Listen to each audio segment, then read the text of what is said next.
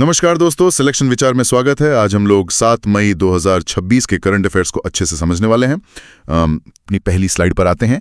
देश की सबसे बड़ी रूल बुक यानी संविधान। हाँ, तो अगर हम अपनी पहली स्लाइड देखें तो इसमें भाग 20 का जिक्र है। हाँ, अनुच्छेद 368 के तहत संशोधन की प्रक्रिया दी गई है। और जो बात मुझे सबसे ज्यादा दिलचस्प लगी वो ये कि ये प्रक्रिया हमने दक्षिण अफ्रीका के संविधान से ली है। बिल्कुल। और नियम ये है कि जब कोई बिल दोनों सदनों से पास होकर राष्ट्रपति के पास जाता है और वो हस्ताक्षर कर देते हैं, तब जाकर वो एक एक्ट बनता है। सही कहा। और स्लाइड में ये भी लिखा है कि अब तक 106 संशोधन लागू हो चुके हैं। हाँ, और 129वां बिल अभी पेश हुआ है जो कि वन नेशन वन इलेक्शन पर है।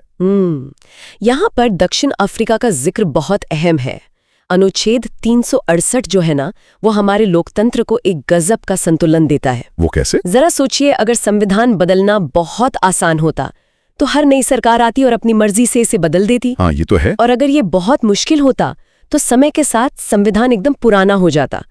तो ये जो लचीलापन है, यही इसे एक जीवित दस्तावेज बनाता है। मतलब ये सच में हमारे फोन के ऑपरेटिंग सिस्टम को अपडेट करने जैसा ही है। कभी हमें सिर्फ एक छोटा सा बग फिक्स चाहिए होता है और कभी पूरा सिस्टम ही ओवरहॉल करना पड़ता है। एकदम सटीक उदाहरण है। और इसी ओवरहॉल का जिक्र हमारी दूसरी स्लाइड में है, 1976 का 42वां संशोधन। ओह हाँ, जिसे मिनी कॉन्स्टिट्यूशन कहा जाता है। बिल्कुल। इस एक संशोधन ने संविधान की प्रस्तावना में पहली बार 3 नए शब्द जोड़े: समाजवाद, पंथनिरपेक्षता और अखंडता। अच्छा, और इसी स्लाइड में सरदार स्वर्ण सिंह समिति का भी नाम है। हाँ, उन्हीं की सिफारिश पर 10 मौलिक कर्तव्य जोड़े गए ताकि नागरिकों को याद रहे कि अधिकारों के साथ जिम्मेदारियां भी होती हैं। और अनुच्छेद 48A के जरिए पहली बार पर्यावरण संरक्षण को भी जोड़ा गया। पर इसके ठीक 2 साल बाद 1978 में 44वां संशोधन आता है। इसने तो संपत्ति के अधिकार को ही मौलिक अधिकार से हटा दिया। हाँ, अनुच्छेद 31 से हटाकर उसे अनुच्छेद 300A के तहत सिर्फ एक कानूनी अधिकार बना दिया गया है। मुझे ये समझ नहीं आ रहा कि मतलब सरकार को किसी का मौलिक अधिकार छीनने की क्या जरूरत पड़ गई। ये सवाल तो उठता ही है। लेकिन इसे देश के विकास के नजरिए से देखिए। सरकार को हाईवे बनाने हैं, बड़े बांध बनाने हैं, और उसके लिए जमीन चाहिए होगी। बिल्कुल। अगर संपत्ति रखना एक मौलिक अधिकार होता तो सरकार की हर विकास योजना सुप्रीम कोर्ट में अटक जाती, कोई अपनी जमीन देता ही नहीं। अच्छा, तो इसे कानूनी अधिकार बनाने से सरकार को जनहित में काम करने की छूट मिली। हाँ, हालांकि इसके बदले उचित मुआवजा देने का नियम तो बना ही रहा। समझ गया, ये काफी तार्किक है। और यहीं पर हमारी स्लाइड में 2014 के 99वें संशोधन का जिक्र है, NGAC यानी नेशनल जुडिशियल अपॉइंटमेंट्स कमीशन। हाँ, जिसे सुप्रीम कोर्ट ने पूरी तरह से खारिज कर दिया था। ये सरकार और न्यायपालिका के बीच शक्तियों के संतुलन का सबसे दिलचस्प मामला है। मतलब सरकार जजों की नियुक्ति में दखल चाहती थी। सरकार चाहती थी कि एक ऐसा आयोग बने जिसमें राजनेताओं की भी भूमिका हो, लेकिन सुप्रीम कोर्ट ने इसे असंवैधानिक घोषित कर दिया ताकि न्यायपालिका की आजादी खतरे में ना पड़े, है ना? बिल्कुल। ये शक्तियों के पृथक्करण का बेहतरीन उदाहरण है। चलिए अब तीसरी स्लाइड पर चलते हैं। ये स्थानीय स्वशासन और भाषा से जुड़ी है। 1992 के 73वें और 74वें संशोधन। हाँ, 73वें ने पंचायतों को 29 विषय सौंपे और 74वें ने नगर पालिकाओं को 18 विषय दिए। मतलब सत्ता को दिल्ली से निकालकर सीधे गांव तक ले जाया गया। सही कहा। ये सिर्फ कागजी बदलाव नहीं थे। इससे तय हुआ कि आपके मोहल्ले में सड़क कहाँ बनेगी, ये दिल्ली में बैठा अधिकारी नहीं बल्कि आपकी पंचायत खुद तय करेगी। और इसी स्लाइड में भाषाओं का सफर भी है। अनुसूची 8 में पहले सिर्फ 14 भाषाएं थीं, जो अब 22 हो चुकी हैं। 21वें में सिंधी आई, 71वें में नेपाली, मणिपुरी और कोंकणी, और 92वें में बोडो, डोगरी, मैथिली और संथाली जोड़ी गई। और 52वां संशोधन भी है, दल बदल विरोधी कानून। हाँ, भाषाओं का जुड़ना दिखाता है कि भारत अपनी विविधताओं को कैसे अपना रहा है। और 52वां संशोधन उस वक्त सरकारों को गिरने से बचाने के लिए बहुत जरूरी था। अब चौथी स्लाइड देखते हैं। इसमें बिल्कुल हालिया संशोधनों की लिस्ट है, 101वें से लेके 106वें तक। इसमें एक बहुत साफ पैटर्न दिखता है। जैसे 101वां GST लाया, जिसने पूरे देश का टैक्स 1 कर दिया।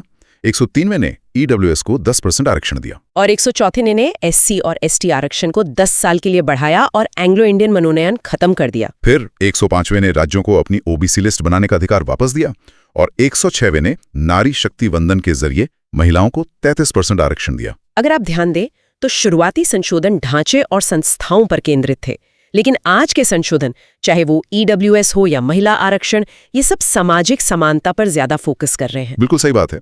अच्छा, हमने ये तो देख लिया कि कानून कैसे बनते हैं। अब अपनी 5वीं स्लाइड पर चलते हैं। सुप्रीम कोर्ट वाली स्लाइड है ना? हाँ, कानून की व्याख्या करने वाले लोग। केंद्रीय कैबिनेट ने सुप्रीम कोर्ट में जजों की संख्या 34 से बढ़ाकर 38 करने को मंजूरी दी है। मतलब अब एक मुख्य न्यायाधीश और 37 अन्य जज होंगे। हाँ, और स्लाइड के मुताबिक इसका कारण है लगभग 95,000 लंबित मामलों का निपटारा करना। और इसके लिए अनुच्छेद 124(1) के तहत संसद को अधिकार मिला हुआ है। इसमें एक पॉइंट है कि इनका वेतन भारत की संचित निधि यानी कंसोलिडेटेड फंड पर भारित होता है। जरा इसे आसान भाषा में बताइए, इसका असल मतलब क्या है? इसका सीधा सा मतलब ये है कि जजों की सैलरी देश के मुख्य खजाने से आती है। इस पर संसद में हर साल वोटिंग या बहस नहीं होती। अच्छा, ताकि कोई नेता उनकी सैलरी रोककर दबाव ना बना सके। एकदम सही। ये उनकी वित्तीय आजादी की सबसे बड़ी गारंटी है। लेकिन यार, मेरे मन में एक सवाल आ रहा है। पूछिए। अगर संसद के पास जजों की संख्या बढ़ाने का अधिकार हमेशा से था, तो 95,000 मुकदमों का पहाड़ खड़ा होने तक का इंतजार क्यों किया गया? पहले क्यों नहीं बढ़ाई गई क्षमता? ये सोचना स्वाभाविक है, लेकिन न्यायपालिका की क्षमता बढ़ाना रातों रात नहीं होता। जजों की संख्या बढ़ाने का मतलब सिर्फ 4 नई कुर्सियां डालना नहीं है। हाँ, उनके साथ पूरा स्टाफ भी तो चाहिए होगा। बिल्कुल, स्टाफ, रिसर्चर्स, नए कोर्टरूम का निर्माण, डिजिटल व्यवस्थाएं। 95,000 का आंकड़ा एक ऐसा थ्रेशोल्ड बन गया जिसने बता दिया कि अब विस्तार के बिना काम नहीं चलेगा। समझ गया। और जब न्याय प्रणाली मजबूत होती है, कुछ जाहिर सी बात है, विदेशी निवेशकों का भरोसा भी बढ़ता है। जो हमें सीधे हमारी छठी स्लाइड पर ले जाता है, अर्थव्यवस्था और इंफ्रास्ट्रक्चर। हाँ, सरकार ने बीमा क्षेत्र में ऑटोमेटिक रूट के माध्यम से 100% एफडीआई को मंजूरी दे दी है। इसके लिए फीमा नियमों में बदलाव हुए हैं। ऑटोमेटिक रूट का मतलब है कि विदेशी कंपनियों को भारत में पैसा लगाने के लिए अब लाल पीताशाही से नहीं गुजरना पड़ेगा। पर स्लाइड में एक बहुत ही सख्त अनिवार्य शर्त भी है। हाँ, अध्यक्ष, एमडी या सीईओ में से कम एक का निवासी भारतीय यानी रेजिडेंट इंडियन होना जरूरी है। और ये IRDAI के सत्यापन के अधीन होगा। तो ये कुछ ऐसा हो गया कि आप किसी विदेशी को कार की चाबी तो दे रहे हैं, पर स्टीयरिंग व्हील अपने ही परिवार के किसी सदस्य के हाथ में रख रहे हैं। बिल्कुल। पूंजी विदेशी है, लेकिन कंट्रोल स्थानीय है, क्योंकि निवासी भारतीय होने से वो व्यक्ति सीधे भारत के कानूनों के प्रति जवाबदेह होगा। और शायद इसीलिए LIC को इस 100% वाले नियम से बाहर रखा गया है।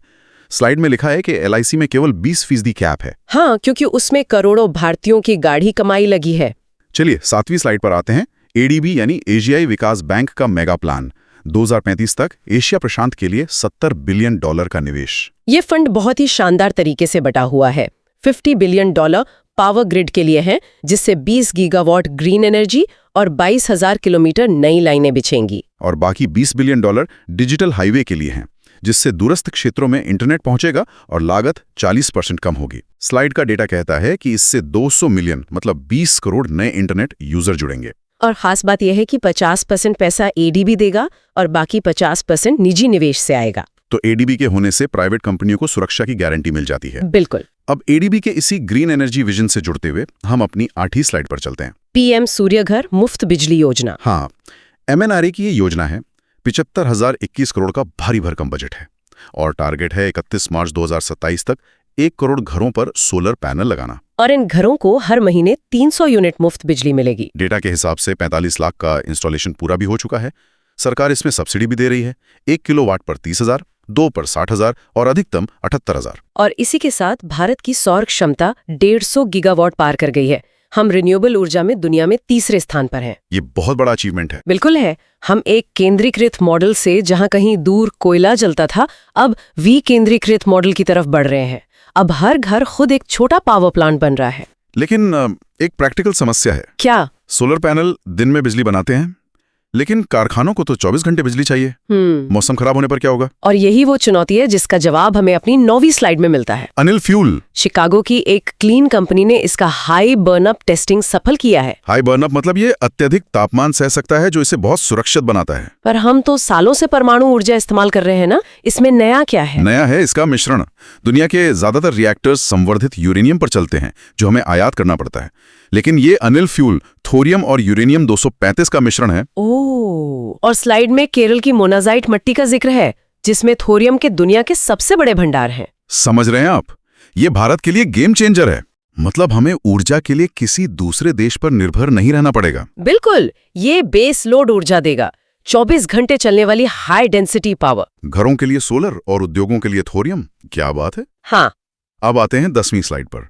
जिस तरह अनिल फ्यूल ऊर्जा में कमाल कर रहा है, भारत अंतरिक्ष में भी AI के जरिए कुछ ऐसा ही कर रहा है। पिक्सेल और सर्वो में आएगा पाथफाइंडर सैटेलाइट। इसे भारत का पहला AI ऑर्बिटल डेटा सेंटर कहा जा रहा है। मतलब आम सैटेलाइट तो कच्चा डेटा भेजते हैं, पर ये अंतरिक्ष में ही तस्वीरों का विश्लेषण कर लेगा। हाँ, और पृथ्वी पर केवल परिष्कृत डेटा यानी इनसाइट्स भेजेगा। ये तो बिल्कुल उस स्मार्ट असिस्टेंट की तरह है जो आपको 100 पन्नों की रिपोर्ट नहीं देता, बल्कि सीधे 2 पन्नों की समरी दे देता है। एकदम सही। इससे बैंडविड्थ और समय की भारी बचत होगी। और 11वीं स्लाइड बताती है कि इस तरह की सटीकता सिर्फ अंतरिक्ष में नहीं, स्वास्थ्य क्षेत्र में भी आ रही है। स्वास्थ्य मंत्रालय ने बचपन के मधुमेह यानी चाइल्डहुड डायबिटीज के लिए नया ढांचा बनाया है। 18 वर्ष से कम उम्र के बच्चों के लिए। और इसका 40 फॉर्मूला बहुत काम का है। हाँ, पहला टी है टॉयलेट, मतलब बार बार पेशाब आना। दूसरा है थर्स्टी, अत्यधिक प्यास। तीसरा टायर्ड यानी थकान। और चौथा थिनर, मतलब वजन कम होना। अगर ये लक्षण है तो मुफ्त इंसुलिन, ग्लूकोमीटर और उपचार मिलेगा। सरकार बीमारी बढ़ने का इंतजार नहीं कर रही है, बल्कि अर्ली डिटेक्शन कर रही है। और इसी अर्ली डिटेक्शन की बात 12वीं स्लाइड में भी है। NCERT का प्रशस्त 2.0 ऐप। हाँ, स्कूली बच्चों में 21 प्रकार की दिव्यांगताओं की वैज्ञानिक पहचान करने के लिए। इससे फर्जी मेडिकल सर्टिफिकेट बनने की धोखाधड़ी रुकेगी और प्रमाणिक सर्टिफिकेट मिलेगा। और इसी स्लाइड में ई श्रम सारथी ऐप का भी जिक्र है, जो श्रमिकों को घर बैठे फोन से सरकारी योजनाओं से जोड़ता है। ये तकनीक का असली इस्तेमाल है, सिस्टम को पारदर्शी बनाना और लीकेज को रोकना। दोस्तों, आज के इस मास्टर क्लास में हमने सच में एक लंबी यात्रा की है। हमने देखा कि देश का ऑपरेटिंग सिस्टम यानी संविधान कैसे अपडेट होता है, सुप्रीम कोर्ट में जजों की संख्या बढ़ना, FDI के नए नियम, ADB का डिजिटल हाईवे प्लान और PM सूर्य घर के साथ अनिल फ्यूल का कॉम्बिनेशन। और अंत में अंतरिक्ष में AI सैटेलाइट से लेकर बच्चों और मजदूरों के लिए बने ऐप तक की चर्चा। ये सब दिखाता है कि जब नीतियां और तकनीक एक साथ काम करते हैं तो देश कैसे बदलता है। तो आज की इस डीप डाइव में हमारे साथ जुड़ने के लिए बहुत बहुत धन्यवाद। उम्मीद है आपको ये स्लाइड दर स्लाइड विश्लेषण पसंद आया होगा। हमारी तरफ से आज के लिए बस इतना ही। हमेशा की तरह यही कहेंगे, सीखते रहिए, इन जानकारियों को आपस में जोड़ते रहिए और विचार करते रहिए। अगले डीप डाइव में फिर मुलाकात होगी। नमस्कार।